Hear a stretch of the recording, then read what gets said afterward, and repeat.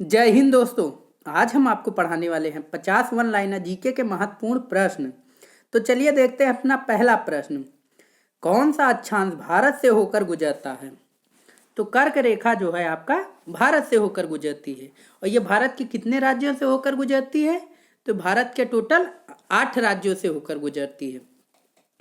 तो देखिए, गुजरात में जो है जसदड़ जिले से होकर गुजरती है, राजस्थान के कालिंजा जिले से होकर गुजरती, मध्य प्रदेश के शाजापुर से जो होकर गुजरती है, छत्तीसगढ़ के सोहनत से, झारखंड के लोहरदंगा, पश्चिम बंगाल के कृष्णानगर और त्रिपुरा के उदयपुर और मिजोरम के चंपई से होकर गुजरती है। टोटल कितने राज्यों से होकर गुजरती? टोटल 8 राज्यों से गुजरती है। आपको 8 राज्यों के नाम याद रखना होगा। गुजरात, राजस्थान, मध्य प्रदेश, छत्तीसगढ़, झारखंड, पश्चिम बंगाल, त्रिपुरा, मिजोरम, ये 8 राज्यों से होकर कर्क रेखा गुजरती है। देखते हैं अपना अगला प्रश्न। यह किसने प्रतिपादित किया कि भाग्य सब कुछ निर्धारित करता है और मनुष्य शक्तिहीन है? तो ये आजीवकों ने। और आजीवक संप्रदाय की स्थापना किसने की थी? मक्खली घोषाल ने की थी। अगला प्रश्न है, बच्चे का लिंग निर्धारण किसके गुणसूत्र द्वारा किया जाता है? पिता के गुणसूत्रों के द्वारा बच्चे का लिंग निर्धारण किया जाता है। अगला प्रश्न है, संसद के किसी सदस्य को अयोग्य ठहराने के विवाद के बारे में निर्णय लेने के लिए कौन अधिकृत है? राष्ट्रपति। अगला प्रश्न है, सिंधु घाटी सभ्यता के बारे में हमारे ज्ञान का मुख्य स्रोत क्या है? पुरातात्विक उत्खनन। अगला प्रश्न है, अंतर्राष्ट्रीय मानव एकता दिवस कब मनाया जाता है? तो मनाया जाता है 20 दिसंबर को। और मानवाधिकार दिवस कब मनाया जाता है? तो वो मनाया जाता है 10 दिसंबर को। 10 दिसंबर को हर साल मानव अधिकार दिवस मनाया जाता है। अगला प्रश्न है, बहमनी राजाओं की राजधानी क्या थी? बहमनी राजाओं की राजधानी थी गुलबर्गा। अगला प्रश्न है, लोकसभा को एक वर्ष में कम से कम कितनी बार सत्र के लिए बुलाया जा सकता है? तो एक साल में कम से कम 3 बार बुलाया जा सकता है। अगला प्रश्न है, विक्टोरिया प्रपात किस नदी पर है? तो यह है आपका जाम्बेजी नदी पर। अगला प्रश्न है, माता टीला बहुउद्देशीय परियोजना किस राज्य में स्थित है? तो यह है आपका उत्तर प्रदेश राज्य में। उत्तर प्रदेश राज्य के आपका ललितपुर जनपद में जो है माता टीला परियोजना जो है। ये किस नदी पर है? तो यह है आपका बेतवा नदी पर। अगला प्रश्न है, इंग्लैंड का प्रथम प्रधानमंत्री कौन था? इंग्लैंड का प्रथम प्रधानमंत्री था रॉबर्ट वालपोल। अगला प्रश्न है, उच्च न्यायालय के न्यायाधीशों का वेतन कम किया जा सकता है? वित्तीय आपातकाल के दौरान। वित्तीय आपातकाल के दौरान जो है उच्च न्याय के न्यायाधीशों का वेतन कम किया जा सकता है। अगला प्रश्न है, सिंधु घाटी सभ्यता में विशाल स्नानागार कहाँ मिलता है? तो ये मिलता है मोहनजोदड़ो में। अगला प्रश्न है, सिंधु घाटी के लोगों की एक महत्वपूर्ण रचना किसकी मूर्ति थी? तो ये थी नृत्य करती हुई बालिका की। अगला प्रश्न है, उस राज्य का नाम क्या है जिसने पहली बार युद्ध में हाथियों का इस्तेमाल किया था? तो राज्य था मगध।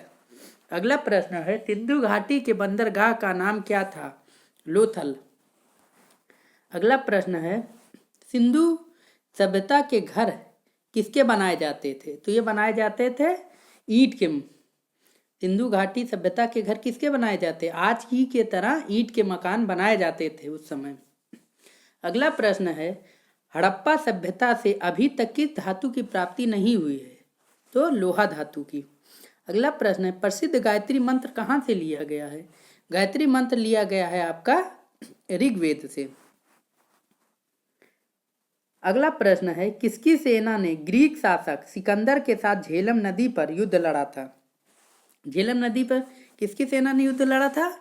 पोरस की सेना ने युद्ध लड़ा था। और इस युद्ध को किस नाम से जाना जाता है? विस्तस्ता के युद्ध के नाम से जाना जाता है, या झेलम के युद्ध के नाम से भी ये जाना जाता है। अगला प्रश्न है, रोम शहर किस नदी के किनारे बसा है? रोम शहर जो है टाइबर नदी के किनारे बसा है। अगला प्रश्न है, चंद्रगुप्त मौर्य ने अपने अंतिम दिन कहाँ गुजारे थे? तो ये गुजारे थे श्रवणबेलगोला में। और श्रवणबेलगोला कहाँ पर है? आपका कर्नाटक राज्य में है। अगला प्रश्न है, देवानम प्रियदर्शी अर्थात देवों का प्यारा के नाम से कौन विख्यात है? तो यह है आपके सम्राट अशोक। अगला प्रश्न है, इंडिका पुस्तक के लेखक कौन है? इंडिका पुस्तक के लेखक है मेगास्थनीज। अगला प्रश्न है, मौर्य दरबार में ग्रीक राजदूत का क्या नाम था? तो ग्रीक राजदूत का क्या नाम था मौर्य दरबार में? वो थे आपके मेगास्थनीज। अगला प्रश्न है, सम्राट अशोक ने किस बौद्ध साधु से प्रभावित होकर बौद्ध धर्म अपनाया था? तो उपगुप्त से प्रभावित होकर सम्राट अशोक ने बौद्ध धर्म को अपनाया था। अगला प्रश्न है, अर्थशास्त्र के लेखक चाणक्य किसके समकालीन थे? चाणक्य जो है चंद्रगुप्त मौर्य के समकालीन थे, क्योंकि चाणक्य जो थे चंद्रगुप्त मौर्य के गुरु थे। और चाणक्य को अन्य किस नाम से जाना जाता है? विष्णुगुप्त और कौटिल्य के नाम से जाना जाता है। चाणक्य की वजह से ही चंद्रगुप्त मौर्य जो है मौर्य साम्राज्य की स्थापना कर सके। अगला प्रश्न है, किस प्रसिद्ध शासक को शिलालेखों का जनक कहा जाता है? तो ये कहा जाता है अशोक को, क्योंकि अशोक ने ही शिलालेखों का प्रचलन शुरू किया था। अगला प्रश्न है, अशोक के शिलालेखों को पढ़ने वाला प्रथम अंग्रेज कौन था? तो ये थे जेम्स प्रिंसेप। ये बहुत ही ज़्यादा इम्पोर्टेंट प्रश्न है। अगर आप लोगों को वीडियो अच्छी लग रही हो तो एक बार शेयर जरूर कर दीजिए, ताकि और भी बच्चे हमारी वीडियो से पढ़ सकें। और आजकल बहुत सारे बच्चे जो है सिर्फ चैनल को सब्सक्राइब कर लिए हैं लेकिन वीडियो को नहीं देखते हैं। अगला प्रश्न है, मगध के किस राजा ने राज्य के लालच में अपने पिता की मृत्यु कर दी थी? तो ये कर दिए थे अजातशत्रु ने। अगला प्रश्न है, ऋग्वैदिक आर्यों का मुख्य व्यवसाय क्या था? तो उनका मुख्य व्यवसाय था पशुपालन। वराह मिहिर कौन थे? यह एक खगोल शास्त्री थे। मेघदूत के रचयिता कौन है? मेघदूत के रचयिता है कालिदास। कुमार संभव के भी कालिदास हैं। अगला प्रश्न है, प्रसिद्ध चीनी यात्री फाहियान किसके शासनकाल के दौरान भारत आया था? तो आए थे चंद्रगुप्त द्वितीय के शासनकाल में। अगला प्रश्न है, भारत का नेपोलियन किसे कहा जाता है? भारत का नेपोलियन समुद्रगुप्त को कहा जाता है। अगला प्रश्न है, लिच्छवी दोहित्र शब्द का क्या अर्थ है? लिच्छवी की बेटी का वेद। और इस नाम से लिच्छवी दोहित्र के नाम से कौन जाना जाता है? तो ये जाने जाते हैं आपके समुद्रगुप्त, क्योंकि इलाहाबाद के शिलालेख में इस चीज का वर्णन किया गया है। अगला प्रश्न है, विक्रमादित्य के नाम से किसे जाना जाता है? तो ये जाना जाता है आपका चंद्रगुप्त द्वितीय को। अगला प्रश्न है, मौर्य वंश के तत्काल बाद किस वंश ने आकर राज किया था? तो मौर्य वंश के बाद किसने राज किया था? तो मौर्य वंश के बाद शुंग वंश ने राज किया था। और शुंग वंश की स्थापना किसने की थी? पुष्यमित्र शुंग ने। इस राज के ये प्रथम शासक थे। अगला प्रश्न है, मोहनजोदड़ो में सबसे बड़ा भवन कौन सा था? तो सबसे बड़ा भवन था अन्नागार या अन्ना कोठार या धान्यागार, जिसकी लंबाई थी 45.71 मीटर लंबा और चौड़ाई थी 15.23 मीटर चौड़ा। अगला प्रश्न है, कांस्य से बनी नर्तकी की मूर्ति कहाँ से प्राप्त हुई थी? तो ये प्राप्त हुई थी आपका मोहनजोदड़ो से। अगला प्रश्न है, सिंधु सभ्यता के लोगों ने सबसे पहले किस फसल का उत्पादन किया था? तो सबसे पहले किए थे ये लोग कपास फसल का उत्पादन। अगला प्रश्न है, बिंबिसार किस धर्म का अनुयायी था? बिंबिसार था आपका बौद्ध धर्म का अनुयायी।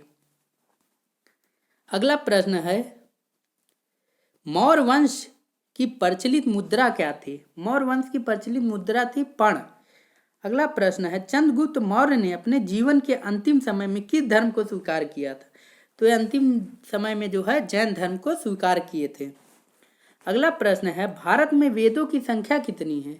भारत में वेदों की संख्या है टोटल 4। उनके नाम है ऋग्वेद, यजुर्वेद, सामवेद और अर्थवेद। ये 4 वेद हैं।